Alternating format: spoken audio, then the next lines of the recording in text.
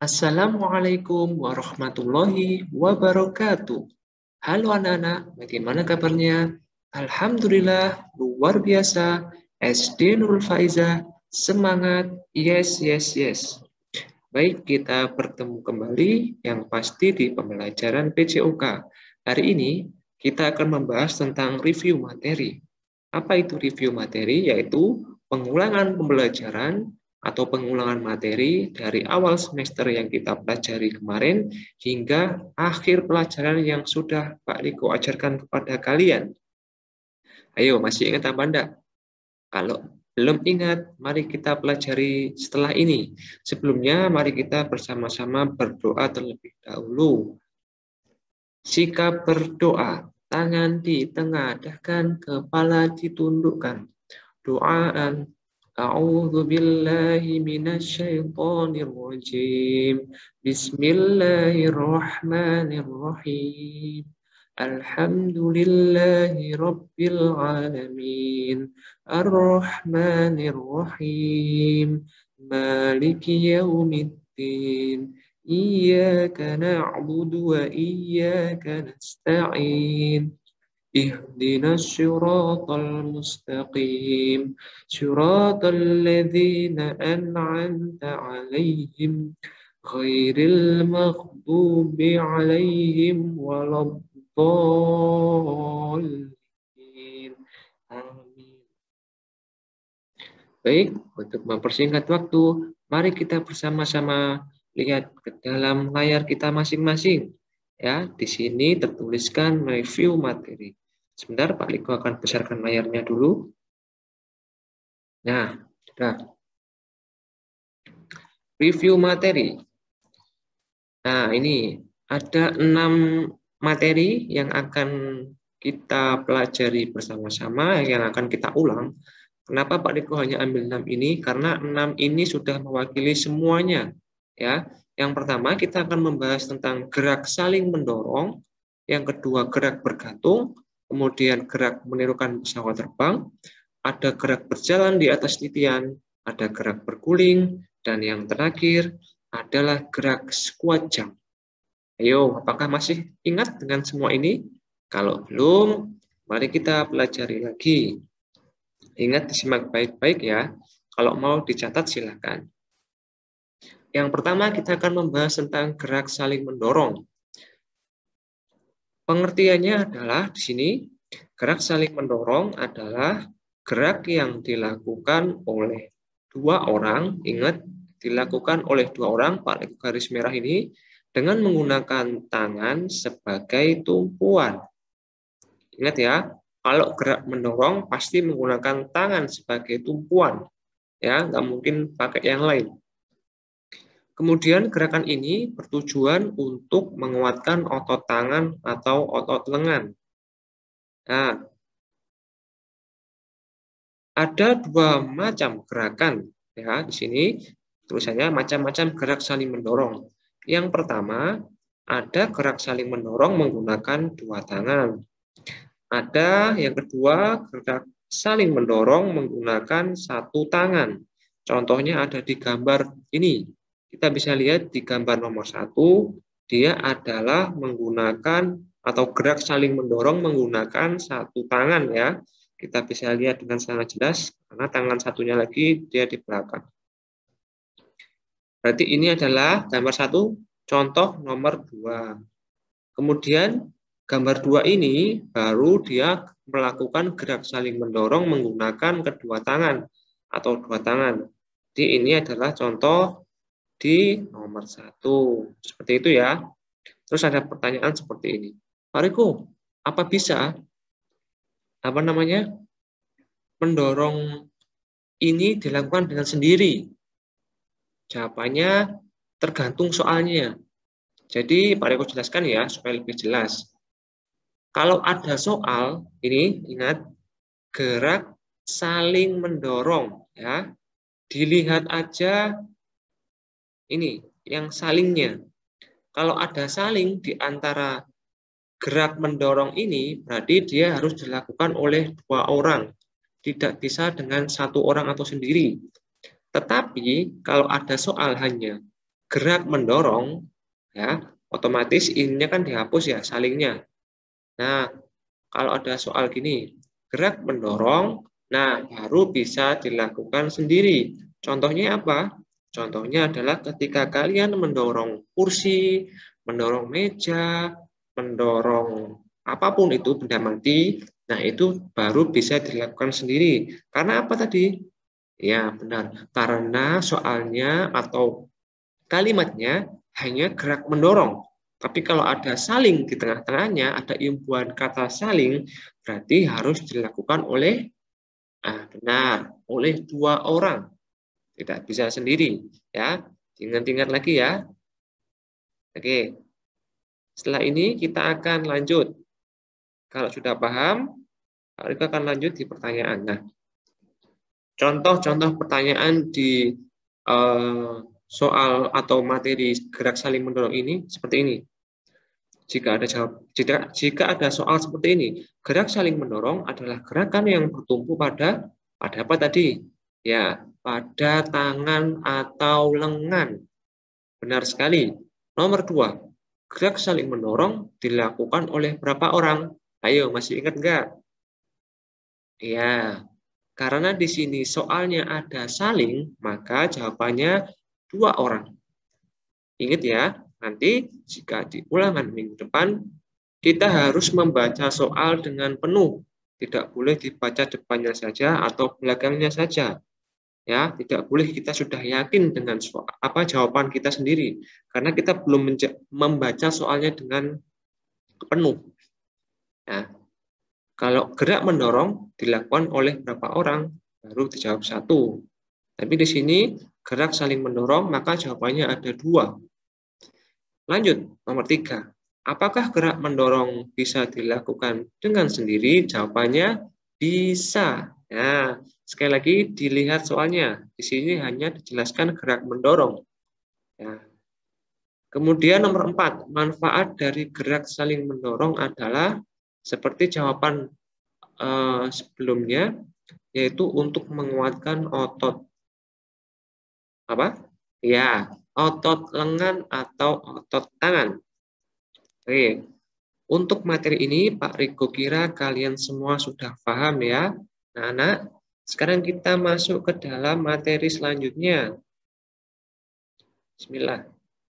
Gerak bergantung. Siapa yang masih ingat dengan pengertian gerak bergantung? Pak Riko akan bacakan lagi.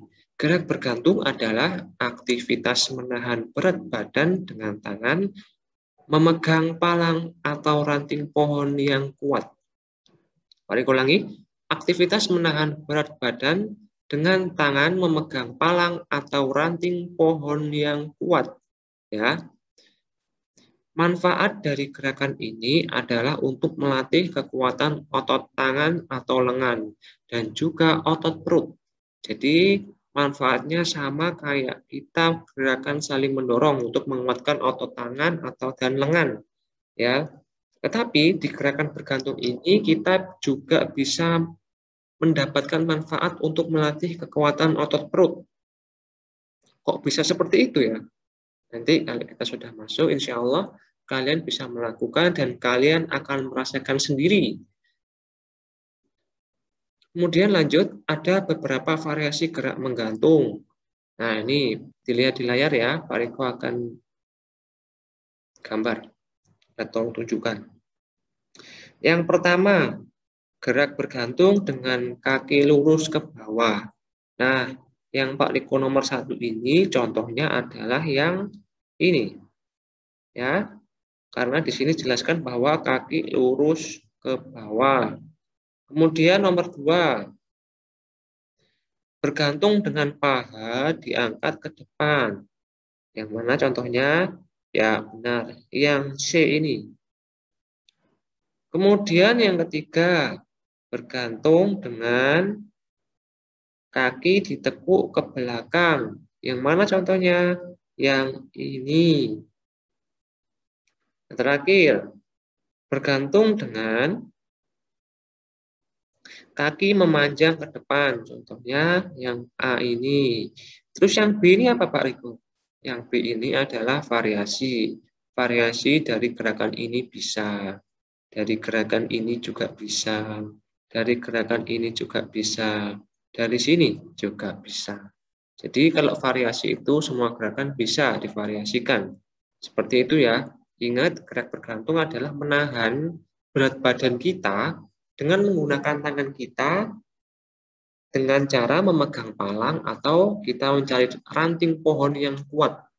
Tapi untuk sekarang ini, Pak Riko rasa ketika kita mencari ranting pohon yang kuat itu sangat susah ya. Maka dari itu, biasanya kita menggunakan palang saja. Baik, Pak Riko akan lanjut di pertanyaannya. Soal-soal yang sering muncul, yaitu seperti ini.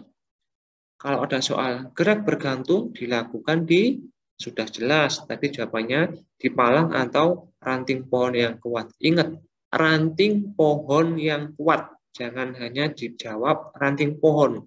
Kalau ranting pohon itu kecil-kecil, kan kalian nggak mungkin bergantung di ranting pohon yang kecil-kecil. Ya kan? Nanti jatuh. Kemudian nomor 2, gerakan bergantung dilakukan dengan menggunakan berapa tangan? Ya, benar. Menggunakan 2 tangan. Boleh nggak 1 tangan gini? Boleh. Tapi kalau kalian kuat dan sudah terbiasa. Kalau belum, meskipun kalian kuat, itu pun juga bisa mengakibatkan cedera nanti kita ya. Cedera tangan, cedera lengan, dan cedera bahu. Itu sangat berbahaya sekali. Rasanya juga sakit. Seperti itu ya. Ingat-ingat soalnya itu jawabannya juga seperti itu.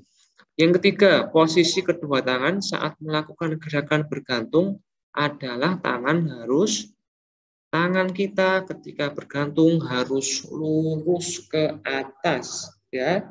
Sejajar dengan bahu harus lurus ke atas. Semakin tangan kalian bengkokkan atau kalian mengangkat misalkan, mengangkat seperti ini, itu akan semakin berat karena tumpuannya berada di bahu lengan kita. Kemudian yang terakhir, ada berapa macam variasi gerak bergantung? Tadi ada berapa? Kira-kira ada 4 ya. Bergantung dengan kaki lurus ke bawah, dengan paha ditekuk ke depan, dengan kedua kaki ditekuk ke belakang, dan juga kedua kaki dipanjangkan ke depan. Seperti itu. Untuk gerakan bergantung juga Pak Riko kira kalian sudah paham semua. Sekarang kita next di materi berikutnya. Nah, ini adalah gerakan pesawat terbang. Pengertiannya adalah kemampuan seseorang dalam memelihara posisi tubuh yang statis. Statis itu tidak bergerak. Jadi, gerakan ini termasuk ke dalam gerak non-lokomotor. Kenapa kok gerakan ini termasuk dalam gerakan non-lokomotor? Karena gerakan ini tidak berpindah tempat. Ya, ingat di semester awal, apapun gerakannya yang dia tidak berpindah tempat disebut gerak non-lokomotor. Meskipun dia gerak loh ya, tapi kan tidak berpindah tempat. Nah, jadi meskipun kita gerak dalam melakukan gerakan pesawat terbang ini, kita kan harus gerak juga, menirukan seperti kapal. Kita jongkok ini merentangkan kedua tangan, tapi posisi kita hanya diam, tidak berpindah tempat, maka termasuk ke dalam gerak non-lokomotor. Ya. Jadi, Pak Riko ulangi, gerakan pesawat terbang ini adalah kemampuan seseorang untuk memelihara posisi tubuh atau menjaga posisi tubuh dalam keadaan tidak bergerak atau tidak berpindah tempat. Manfaat dari tujuan menirukan gerakan ini adalah membentuk keseimbangan tubuh. Ya, jadi sejauh mana keseimbangan kalian itu bagus, maka kalian semakin lama melakukan gerakan ini. Nah, kalian dapat berlomba atau kalian dapat membuktikannya dengan cara kalian mengajak teman kalian, adik kalian, ayah atau bunda, kakak, boleh. Dengan cara bagaimana? Dengan cara melakukan gerakan ini dan dihitungi ya dengan hitungan detik. Siapa yang jatuh terlebih dahulu dan dia nggak kuat, maka dia yang kalah. Nanti kalian bisa praktekkan di rumah ya. Sekarang kita lanjut ke pertanyaannya yang sering muncul dalam materi ini adalah yang pertama, bagaimana posisi kedua tangan saat melakukan gerak pesawat terbang? Posisi kedua tangan yaitu, kita lihat dulu, Pak Riko akan back. Nah, posisi tangan yaitu kedua tangan direntangkan ke samping. Ya, paham ya? Kedua tangan direntangkan ke samping. Lanjut, kaki mana yang digunakan untuk tumpuan saat melakukan gerak pesawat terbang? Ayo, kaki kanan atau kaki kiri? Kebanyakan jawabannya adalah kaki kanan. Kaki kiri, Pak. Yang betul adalah kaki yang terkuat. Jadi boleh kanan, boleh kiri, karena di masing-masing kalian itu mempunyai kekuatan kaki yang berbeda-beda. Ya, jadi kayak misalkan Pak Riko, yang kuat adalah kaki kiri. Nah, belum tentu kalian juga menggunakan kaki kiri yang paling kuat. Ya kan? Bisa saja kalian lebih kuat yang kanan daripada yang kiri. Karena kekuatan tersebut didapatkan dari kebiasaan kita. Kebiasaan ketika, contoh menendang bola, contoh berlari atau berjinjit dulu. Seperti itu terbentuk dari situ kekuatan kita atau kekuatan tumpuan kita dari situ. Ya, ingat kalau ada soal kaki mana yang digunakan sebagai tumpuan, yaitu jawabannya kaki yang terkuat. Ya, itu lebih tepat. Ya nggak salah sih ketika kalian menjawab kaki kanan atau kaki kiri, tapi lebih tepatnya yaitu apa? Kaki yang terkuat. Nomor 3, ke arah manakah posisi kaki saat melakukan sikap pesawat terbang? Ayo kemana? Kita back lagi ya, kita lihat di gambar. Ya benar, kemana posisi kaki? Yaitu posisi kaki diluruskan ke belakang. Nah, ini dia. Ya. Lanjut. Apa manfaat dari melakukan gerak pesawat terbang ini? Jawabannya adalah apa? Ini manfaat yaitu membentuk keseimbangan tubuh ya, atau melatih keseimbangan tubuh juga boleh. Lanjut nomor 5, kenapa gerakan ini termasuk dalam gerakan non lokomotor tadi? Jawabannya adalah karena gerakan ini tidak berpindah tempat ya. Jawabannya simpel kan? Mudah dan simpel dan juga sangat mudah untuk dihafalkan. Oke, Pak Riko juga sudah yakin sekali kalian sudah paham di materi gerak pesawat terbang ini. Sekarang kita lanjut ya. Berjalan di atas titian. Nah, gerakan berjalan ini termasuk ke dalam gerakan motorik, di mana gerakan ini bertujuan untuk melatih keterampilan berjalan dan melatih keseimbangan tubuh. Kenapa dilatih gerakan berjalan ini? Karena yang pertama, kita ketika berjalan itu supaya kan ada kalau berjalan itu kakinya tidak seimbang, ada yang jalannya itu berjinjit, itu nggak boleh ya, berjinjit itu nggak boleh, itu ada medisnya itu nggak boleh. Terus kemudian ada yang membungkuk, itu juga nggak boleh, karena ketika berjalan posisi tubuh kita itu harus lurus, ya harus lurus, karena nanti berefek dengan tulang punggung kita. Ya, ingat ketika membungkuk itu hanya dilakukan ketika kita berlari. Itu pun sedikit membungkuk. Tapi kalau berjalan kita harus tegak lurus.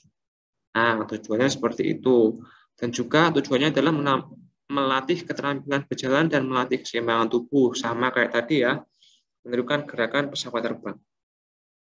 Gerakan ini kita bisa variasikan dengan cara memasang atau menyusun batu bata secara lurus maupun berkelok-kelok. Setelah itu, kita berjalan di atasnya dari awal hingga akhir. Nah, contohnya seperti pada gambar itu. Adik-adik ini menyusun apa ini namanya? Kayak semacam puzzle gitu ya.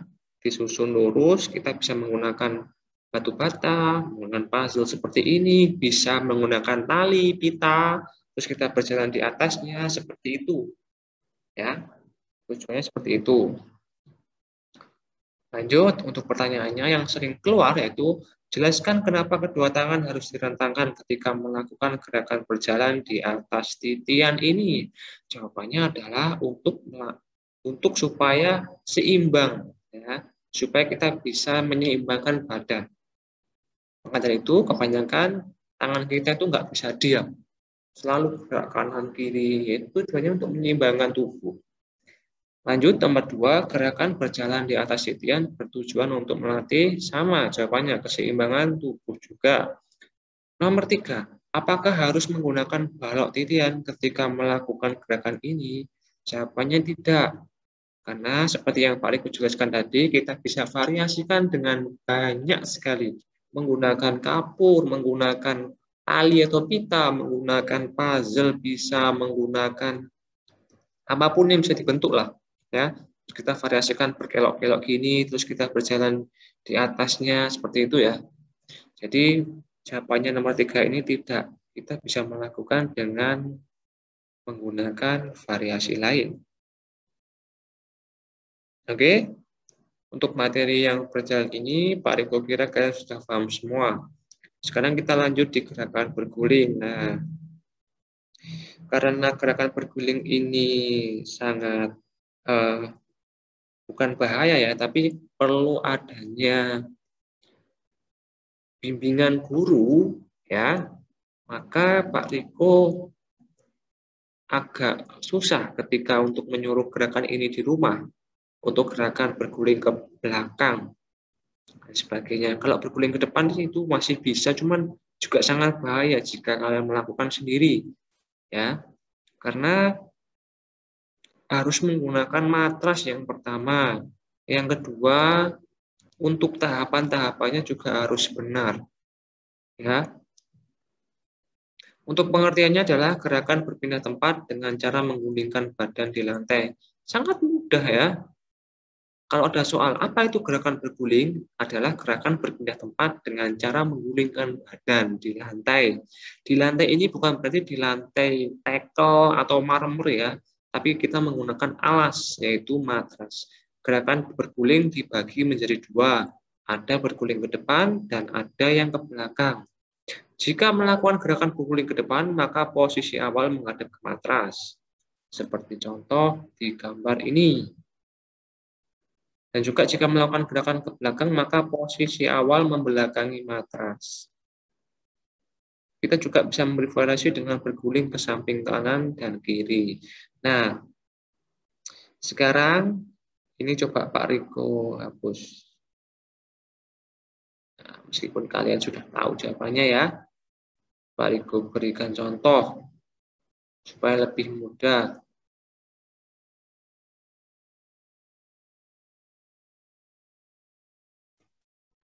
Nah, jika ada soal hanya gambar seperti ini ya, gambar ini, terus ada soal begini, jelaskan pengertian gambar di atas. Nah, seperti di penjelasan ini ya, gambar nomor 1, ini Pak Riko nomor 1, nomor 2. Jelaskan gambar nomor 1.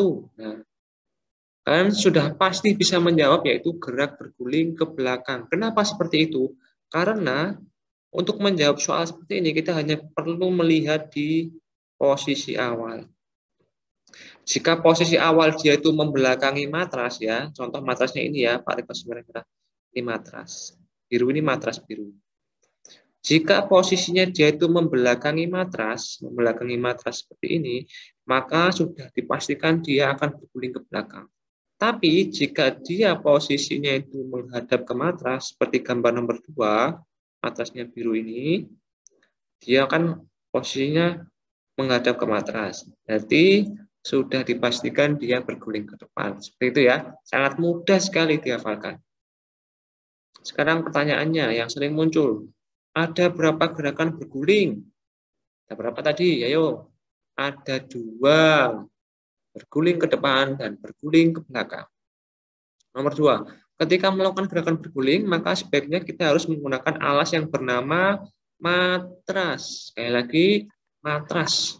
Alasnya matras ya, bukan kasur, bukan spring bed. Ya boleh, cuman kurang tepat ya, seperti itu.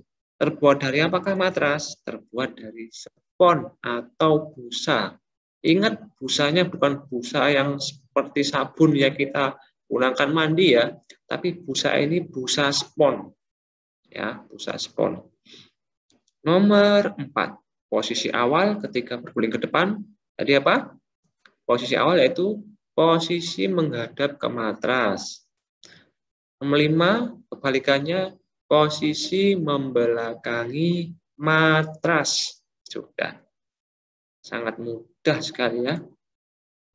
Pak Riko sudah kira kalian sudah mengerti semua ini ya. Sangat mudah. Kita lanjut. Nah, untuk pembelajaran terakhir ini gerakan squat jump. Apa itu squat jump?